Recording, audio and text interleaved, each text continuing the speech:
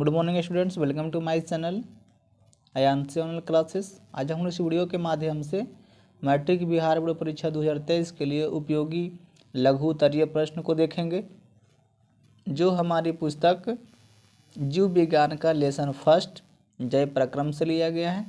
तो चलिए फ्रेंड्स चलते हैं क्वेश्चन की तरफ। उससे पहले आप लोग वीडियो को लाइक कर दें और वीडियो को शेयर कर दें, एवं यदि चैनल पर नए हैं या अभी तक आपने सब्सक्राइब नहीं किए हैं तो प्लीज़ चैनल को सब्सक्राइब करके बेल आइकन का बटन दबा दें, जिससे कि हमारा सारा वीडियो आप लोग को दिख सके। और जो भी इम्पोर्टेंट प्रश्न आएगा मेरे पास फ्रेंड्स, वायरल प्रश्न जो भी आएगा इस चैनल पे डालेंगे तो सीधा आप लोग तक पहुंच सकेगा।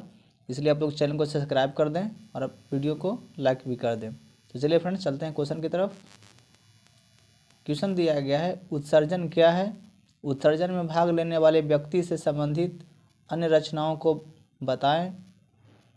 उत्तर में दिया गया उत्तर इस प्रकार से इसका हो जाएगा फ्रेंड्स, शरीर से अपशिष्ट पदार्थों को बाहर निकालना उत्सर्जन कहलाता है। मनुष्य में उत्सर्जन से संबंधित महत्वपूर्ण रचनाएं निम्नलिखित है।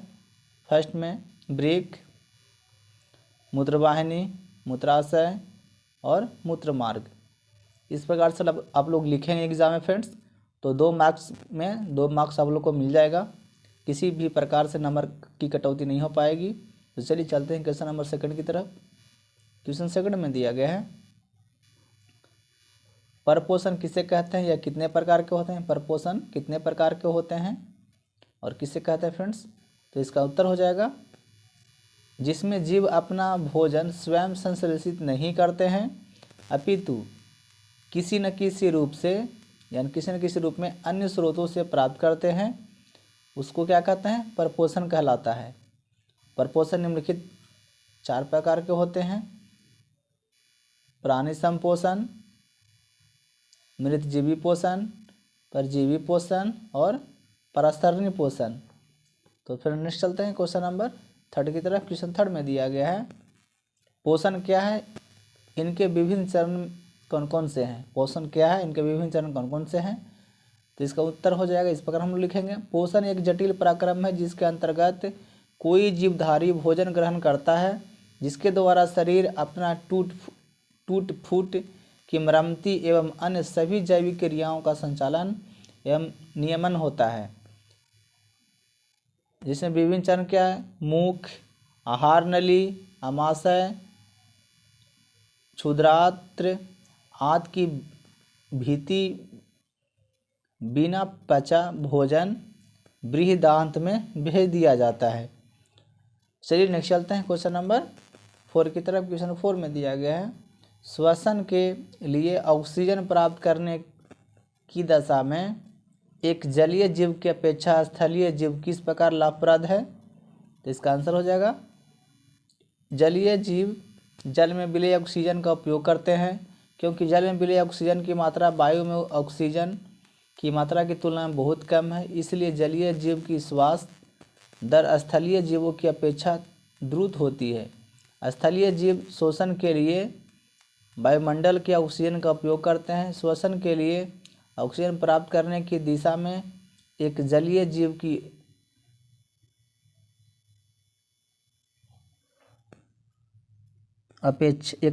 की अपेक्षा स्थानीय जीव इस प्रकार लाभप्रद है।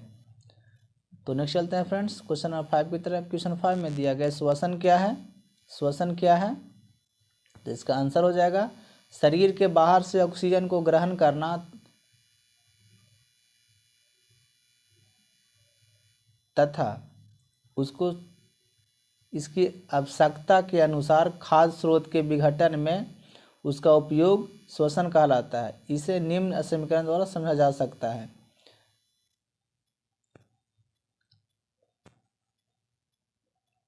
जिसमें ग्लूकोज हो गया, ये कार्बन डाइऑक्साइड है, हाइड्रोजन है और ये प्लस एनर्जी जो 673 कैलोरी एनर्जी है। चलिए नेक्स्ट चलते हैं क्वेश्चन नंबर 6 की तरफ। क्वेश्चन 6 में दिया गया है, परपोषी पोषण की आवश्यक शर्तें क्या है? इसका उपयोग क्या है? इसके उपोत्पाद क्या है? उपोत्पाद क्या है इसका फ्रेंड्स? स्वपोषी पोषण की तो इसका उत्तर हो जाएगा स्वपोषी पोषण के लिए निम्न शर्तों को पूरा करना आवश्यक है, तभी ये स्वपोषी कहलाएंगे। ए में पर्णहरित या क्लोरोफिल की उपस्थिति होना चाहिए। बी में दिया कार्बन डाइऑक्साइड की उपस्थिति होना चाहिए। और सी में दिया गया है कि जल की उपस्थिति होनी चाहिए। तो चलिए फ्रेंड्स नेक्स्ट चलते हैं क्वेश्चन नंबर 7 की तरफ। नहीं, उसी में आंसर यह फ्रेंड्स, पर्णहरित या क्लोरोफिल सूर्य से विकिरण ऊर्जा को अवशोषित करते हैं, जिनके द्वारा कार्बन डाइऑक्साइड एवं जल का स्थिति कर अपने भोजन करवा हाइड्रेट का निर्माण करते हैं। उत्पादक के रूप में ग्लूकोज एवं ऑक्सीजन प्राप्त होते हैं। ग्लूकोज स्टार्च में बदल जाता है। इस प्रकार लिखेंगे फ्रेंड्स, पूरा आंसर लिखेंगे। नेक्स्ट चलते हैं क्वेश्चन नंबर 7 की तरफ। क्वेश्चन 7 में प्रश्न दिया गया, परिसंचरण तंत्र से आप क्या समझते हैं? VVI क्वेश्चन है फ्रेंड्स। परिसंचरण तंत्र से आप क्या समझते हैं? तो इसका आंसर हो जाएगा, उस श्रेणी के जंतुओं में एक विशेष प्रकार का परिवहन तंत्र होता है जो ऑक्सीजन, कार्बन डाइऑक्साइड, पोषक तत्व, हार्मोन, उत्सर्जित पदार्थों या अन्य उपापचय क्रियाओं के फलस्वरूप उत्पन्न विभिन्न पदार्थों की शरीर के एक भाग से दूसरे भाग में ले जाता है, जिसे परिसंचरण तंत्र कहते हैं। इस तंत्र के 3 प्रमुख अवयव हैं। फर्स्ट में है रक्त या रुधिर, दूसरा है हृदय और तीसरा है रक्त वाहिनी। इस प्रकार से हम लोग आंसर लिखेंगे फ्रेंड्स, तो फुल में फुक्स मार्क्स आप लोग को मिल जाएगा। नेक्स्ट चलते हैं क्वेश्चन नंबर 8 की तरफ। क्वेश्चन 8 में दिया गया, उत्सर्जन क्या है? मानव में इसके 2 प्रमुख अंगों के नाम लिखें। तो इसका उत्तर इस प्रकार से हम लोग लिखेंगे, जीवों के शरीर में उपापचय क्रियाओं के फलस्वरूप उत्पन्न अपशिष्ट पदार्थों को शरीर से बाहर निष्कासन की क्रिया को उत्सर्जन कहते हैं। मानव में इसके 2 प्रमुख अंग के नाम निम्नलिखित हैं। फर्स्ट में किडनी, जो रक्त में द्रव के रूप में अपशिष्ट पदार्थों के मूत्र के रूप में शरीर से बाहर निकालता है। और सेकंड फेफड़ा, जो रक्त में गैसीय अपशिष्ट पदार्थों को शरीर से बाहर निकालता है। यह भी VVI क्वेश्चन है फ्रेंड्स। नेक्स्ट चलते हैं क्वेश्चन नंबर 9 की तरफ। क्वेश्चन 9 में दिया गया है, बाष्पोत्सर्जन क्रिया का पौधे के लिए क्या महत्व है? बाष्पोत्सर्जन क्रिया का पौधे के लिए क्या महत्व है? तो इसका आंसर इस प्रकार से हम लोग लिखेंगे, बाष्पोत्सर्जन क्रिया का पौधे के लिए निम्नलिखित महत्व है। फर्स्ट में, यह पौधों के मूल रूप द्वारा खनिज लवणों का अवशोषण एवं जड़ से पत्तियां तक उनके परिवहन में सहायक होता है। दूसरा, यह पौधों में तापक्रम संतुलित बनाए रखता है। तीसरा, बाष्पोत्सर्जन के कारण ही पौधों की जड़ों से चोटी तक जल की निश्चित धारा बनी रहती है। इस प्रकार से लिखेंगे। नेक्स्ट चलते हैं फ्रेंड्स क्वेश्चन नंबर 10 की तरफ। क्वेश्चन 10 में दिया गया है, विषम पोषी पोषण से आप क्या समझते हैं? विषम पोषी पोषण से आप क्या समझते हैं? तो इसका आंसर इस प्रकार से लिखेंगे, सभी जंतु, हरित पौधे, कवक, इसके 3 प्रकार हैं।